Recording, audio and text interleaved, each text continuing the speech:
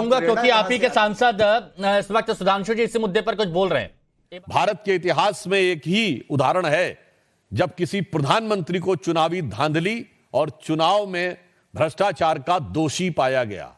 श्रीमती इंदिरा गांधी को इलाहाबाद उच्च न्यायालय के द्वारा, यह आरोप नहीं था, न्यायालय के द्वारा दोषी पाया गया और इस कारण से उनकी सदस्यता समाप्त कर दी गई। वो सुप्रीम कोर्ट गई, सुप्रीम कोर्ट ने कहा कि सदस्यता तो रहेगी परंतु आपकी सांसद के रूप में कोई काम नहीं कर सकती, 6 साल लड़ने प्रतिबंध था, आप सदन की कार्रवाई में भाग नहीं ले सकती, वोटिंग नहीं कर सकती। तब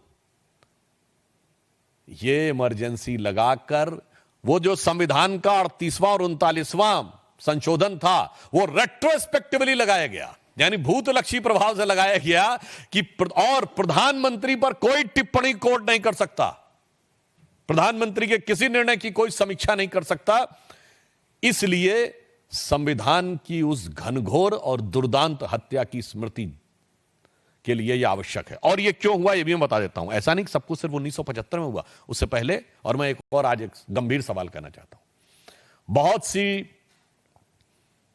फॉरेन की इंटेलिजेंस एजेंसीज की रिपोर्ट्स जो डिक्लासिफाइड हो चुकी हैं और कईयों ने पब्लिश भी किया है, मैं इस कैविएट के साथ बोल रहा हूं, कांग्रेस पार्टी को उसमें अगर आपत्ति है और हिम्मत है तो उन पर मुकदमा करना चाहिए।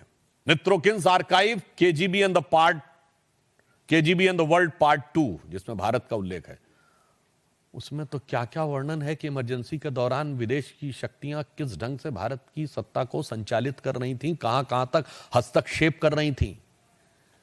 क्यों नहीं तक कांग्रेस ने आज तक उन पर मुकदमा किया या आपत्ति की। तो मैं आज पूछना चाहता हूं कि आज ये जो बहुरूपिया स्वांग बनाकर आए हुए हैं, संदेह उत्पन्न होता है कि आज कौन सी शक्तियां संचालित कर रही हैं। क्योंकि यह चुनाव भारत के इतिहास का पहला चुनाव था जब किसी विदेश में बैठे हुए धन कुबेर ने बाकायदा बयान दिया था प्लेज करते हुए कि मैंने $1 बिलियन रखा हुआ है मोदी जी को सत्ता से बाहर करने के लिए।